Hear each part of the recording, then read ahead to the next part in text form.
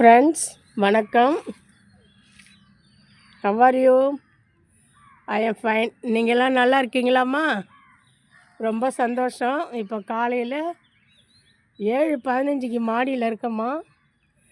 எப்பொழுதும் இல்லாத அளவுக்கு பனியை பாருங்கள், எப்படி பனி இருக்காங்கன்னு. சரிங்களா? இவங்க என்ன செடி தெரியுதாம்மா? நீங்கள் என்ன செடின்னு கமெண்ட் பண்ணுங்கள், அப்புறம் நான் என்ன செடின்னு சொல்கிறேன். சரிங்களா? என்ன செடின்னு கமெண்ட் பண்ணுங்கம்மா. சரியாம்மா? இவங்க பாருங்கள், இந்த அழகு பியூட்டியை பாருங்கள், பியூட்டி கலர் பாருங்கள். இந்த பியூட்டி என்னன்னு சொல்லுங்கள். சரிங்களா? கமெண்ட் பண்ணுங்கள். நான் உங்களுக்கு என்னென்னு அப்புறம் சொல்கிறேன். சரிங்களா?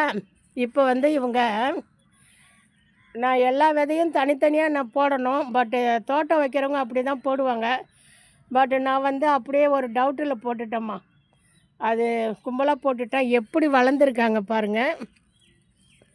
இதில் ஆடி மாதம் அவரைப்பதை போட்டு அழகாக பூத்து அழகாக நமக்கு கொடுத்தாங்க ஆடி மாதம். சரிங்களா? இப்போ எப்படி வளர்ந்துருக்காங்க. இது பெரிய டப்பு. இதில் அப்படியே விட்டாலும் வளர்ந்துருவாங்க. இருந்தாலும் நமக்கு பெனிஃபிட் அதிகம் இருக்கணும்ல. ஏற்கனவே ஒரு 4-5 செடி வச்சிட்டோம்மா. இப்போ 2 எடுத்து வைக்கலான்னு பார்க்குறேன். வைக்கணும். ஆனால் என்ன செடிங்கிறத நீங்கள் தான் சொல்லணும், கமெண்ட் பண்ணணும். சரிங்களாம்மா? ஆமாம், நீங்கள் கமெண்ட் பண்ணலாமா? குழந்தைங்கள்ட்ட காட்டுங்க, இது மாடி தோட்டத்தில் இருக்குப்பா, இந்த செடியை நீங்கள் பார்த்துருக்கீங்களா அப்படின்னு குழந்தைங்களுக்கும் காட்டுங்க. சரிங்களா? இது இன்னும் பூன்னு கமெண்ட் பண்ணுங்கள். இதை பாருங்கள், வெள்ளையாக இருக்குது பாருங்கள். இந்த செடியை பாருங்கள். சரியா?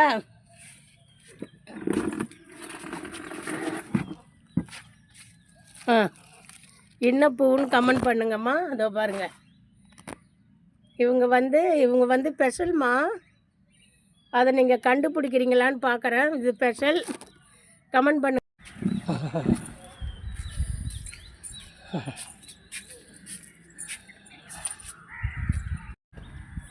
வியாழக்கிழமை மதியம் கிரீன் ஷீட் கட்ட வந்தாங்க. இது பெரிய பெரிய ஜாடிலாம் 150 ரூபா 200 கொடுத்து வாங்கிறது. 50 ரூபாயில் இந்த ஃப்ரிட்ஜு பாக்ஸு பாருங்கள். இந்த ஃப்ரிட்ஜு பாக்ஸ் 50 ரூபா தான். தக்காளி செடி நடலான்னு இதை கட்டினேன். ஏன்னா தக்காளி செடி வெயிட்டு தாங்காத விழுவாங்க. பட்டு கத்திரி வச்சுட்டேன். கத்திரியும் வளப்பமான பிளேஸ் வேணும். நம்ம தோட்டத்தில் கவாத்து ட்ரிப்பு நிறைய, செம்பருத்தி, குண்டுமல்லி, முல்லை நிறைய தைல கவாத்து பண்ணேன். அந்த குச்சியெல்லாம் கீழே போட்டுட்டேம்மா. கீழே போட்டுட்டு தோட்ட மண், ஆற்று மண், கொக்கோ ஃபிட்டு, அது மாட்டு சாணம் எப்படி வளர்ந்துருக்காங்க பாருங்கள். செடி 2-4 இலை தான் பாருங்கம்மா. இவ்வளோ அகலம் இருக்கணும். நீங்கள் தோட்டத்தில் கீழே பூமியில் வச்சா கூட ஒரு செடிக்கு ஒரு செடி கேப் பாருங்கள். ஒரு ஜான் இருக்கா? இங்கே பாருங்கள், ஒரு ஜான். இப்படி வச்சிங்கன்னா தான் ஒரு செடியோட ஒரு செடி உரசாத உங்களுக்கு பலன் கொடுக்கும். இது கனகாமர செடி. அவரைக்கொடி கீழே இருந்து ரொம்ப வாட்டமாகிட்டாங்க. அதனால் வெயில் படுற மாதிரி எடுத்து வச்சோம்மா. இதில் பாருங்கள், ஒரு தக்காளி செடி வராங்க பாருங்கள். சரிங்களா? இவங்க தானாக வராங்க. இதோ பாருங்கள், எவ்வளோ பெரிய ஸ்டிம்மு, எவ்வளோ பெரிய இது பாருங்கள். தெரியுதுங்களா? இதை அம்மா இப்போ எடுத்து வைக்க போகிறேன். இந்த மாதிரி தானாக வந்த தக்காளி செடி தான் நமக்கு 40 கொடுத்து, அடுத்து தைப்பட்டத்துக்கு தக்காளி, கனிஞ்ச தக்காளி கொடுத்து ஒரு 30 செடிக்கு அதில் ஒரு 10 நட்டுட்டோம்மா. இது தானாக வந்திருக்காங்க. இவங்களுக்கு முதல் உரிமை கொடுக்கணும், கொடுக்க போகிறேன். தக்காளி செடி தானாக வந்தது. நல்லா எப்படி பழுத்து தொங்குறாங்க பாருங்கள். ஐயோ சாரிடா, நம்ம விதை வாங்கி போட்டாலும் இவ்வளோ பெரிய தக்காளி பழம் கிடைக்காது.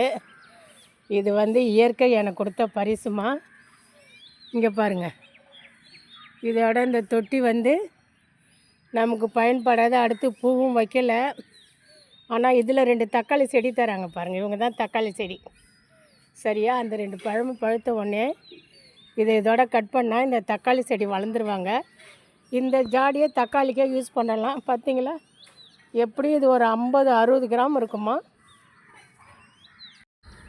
இங்கே பாருமா, இந்த தக்காளி செடியை இப்போ நான் எடுக்கிறேன். அதுக்கு 4 பக்கமும் இப்படி குத்திட்டோமா. ஏன்னா நமக்கு வேர் வந்து மண்ணோட வரணுமா. அப்போ தான் அடுத்த இடத்துல தெளிவாக வருவாங்க. சரிங்களா? இப்படி குத்தி எடுக்கணுமா. வேர் தான் முக்கியம். இந்த பாருங்க.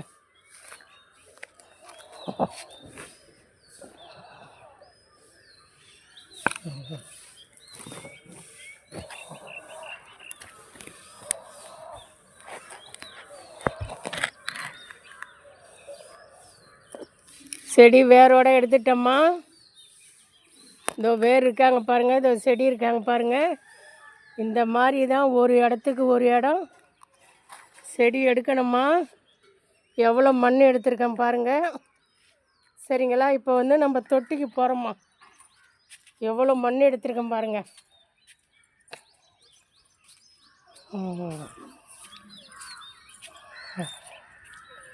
இப்போ போயிட்டு இருக்கம்மா. இந்த ஜாடியில் தாம்மா வைக்கிறேன் தக்காளி. சரிங்களா? இந்த தக்காளி ஜாடியில் தாண்டா வைக்கிறேன். இதை இப்படி வச்சுட்டு இது 3 நாள் பதப்படுத்தின தொட்டி.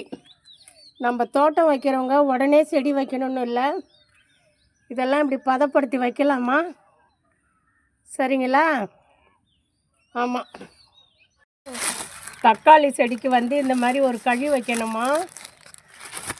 ஏன்னா தக்காளி செடி வெயிட்டு தாங்காத சாய்வாங்க. ஆனால் தொட்டியில் நம்ம செடி வைக்கும்போது ஒரு பிளாஸ்டிக் கூட இருக்கக்கூடாது. ஒரு பிளாஸ்டிக் இருந்தால் செடி வந்து பாதிக்கும்.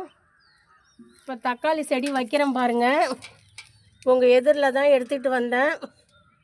சரிங்களா? இதோ அப்படியே எடுத்து இங்கே வச்சிட்டோம்மா. எப்படி தக்காளி செடிக்கு வலிக்கவே கூடாதுமா. சரிங்களா? இங்கே பாருங்க, ஏற்கனவே வளைஞ்சிருக்கு தக்காளி செடி. இப்படி வச்சிடணும்பா. நல்லா அழுத்திடணும். மேலே இருக்கிற ஆக்சிஜன் போகக்கூடாது தக்காளி செடிக்கு. இந்த பாருங்க, கவர் சுற்றிருக்கேன்னா இது பெரிய கவராக இருக்குது. பாதி எடுத்துக்கிறேன்பா. செடி மூச்சு விடணும்ல.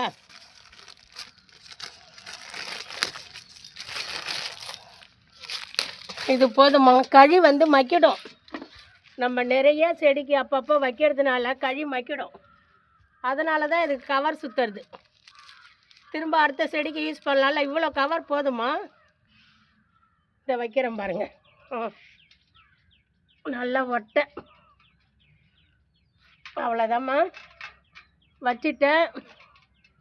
இங்கே பாருங்கள், டேப் போடுறேன் பாருங்கள். ஏன்னா தக்காளி செடிபிடி வளையும்.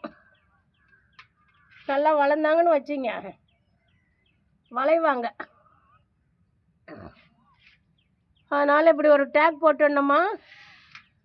டேக் போடும்போது ரொம்ப இழுக்கக்கூடாது.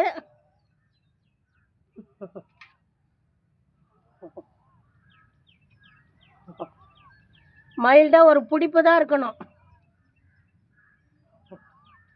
தெரியுதுங்களா? லூஸாக தாம்மா போட்டிருக்கேன். இந்த பாருங்க, லூஸாக இருக்குது. இப்படி தான் வந்து நம்ம தக்காளி நடவு செய்யணும். இன்னும் வளரும்போது இங்கே போட்டுவிடுவேன்.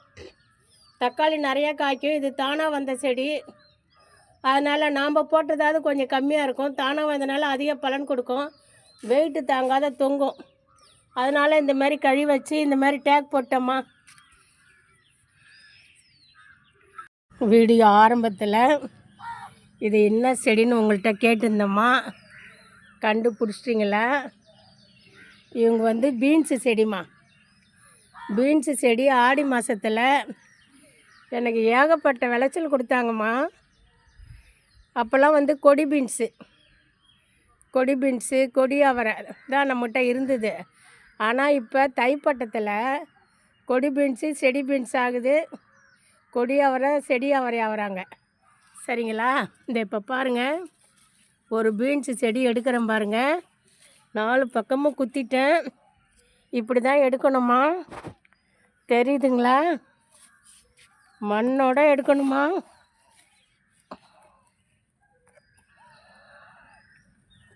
இந்த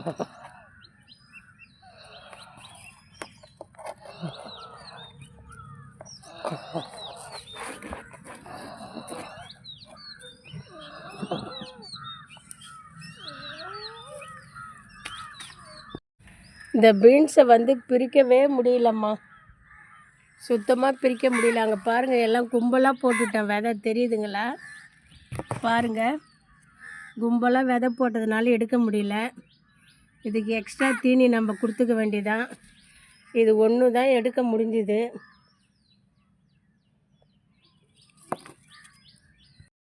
பீன்ஸு செடி கொண்டு வந்து வச்சுருக்கம்மா, சரிங்களா? இந்த தொட்டி 2 நாளைக்கு முன்னே சீர் பண்ணது. இந்த மாதிரி 1 நாள் 2 நாள் 1 வாரம் கூட தொட்டிலாம் நம்ம ரெடி பண்ணி வச்சு, இது ஆடி மாதம் மண், அதை நம்ம கொட்டி, ஆடி மாதம் மண்ணை கொட்டி 2 நாள் காய விட்டு, அது கூட அரிசி அது கூட ஆற்று மணல், சரிங்களா? அது கூட ஆற்று மணல், கொக்கோ ஃபிட்டு, மாட்டு சாணம், இதெல்லாம் வச்சு 3 நாள் இருந்திருக்கு.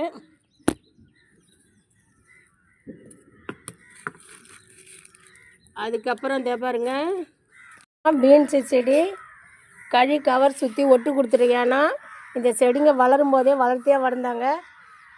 2 டேக்கு போட்டிருக்கேன் பாருங்கள். டேக்கு டைட்டாக போடலை, லூஸாக போட்டிருக்கோம். டேக்கு வந்து டைட்டாக போட்டால் செடி வந்து கட்டாக வாய்ப்பு இருக்குது, சரிங்களா? அதனால் லூஸாக போட்டிருக்கேன் பாருங்கள்.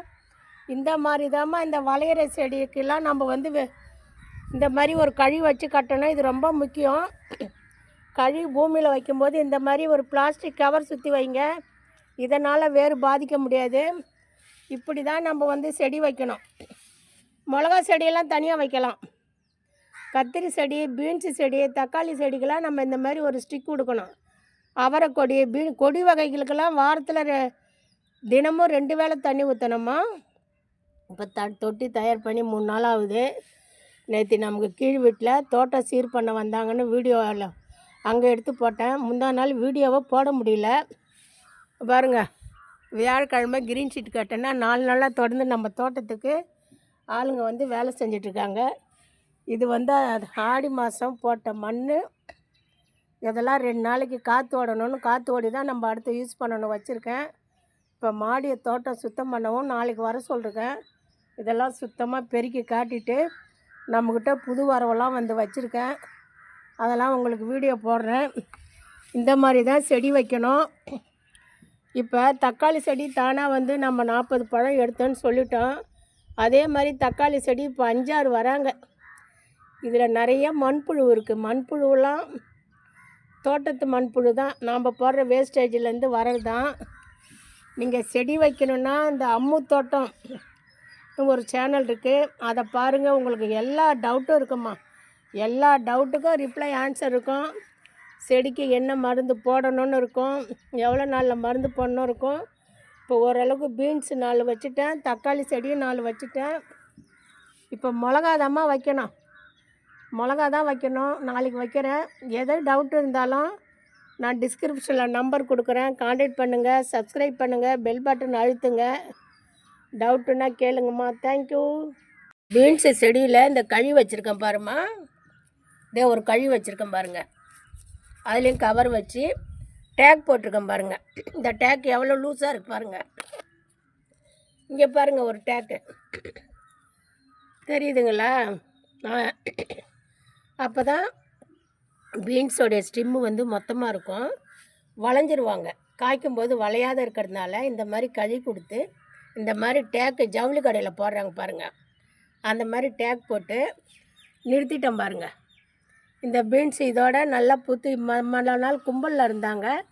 இதுக்கப்புறம் இவங்க வந்து பட்ஸ் வைப்பாங்கம்மா, மொக்கு வச்சு நமக்கு பலன் கொடுப்பாங்க. பீன்ஸு பூ வந்து ரொம்ப கலர்ஃபுல்லாக இருக்கும் பார்க்குறதுக்கு, லைட் கலரில்.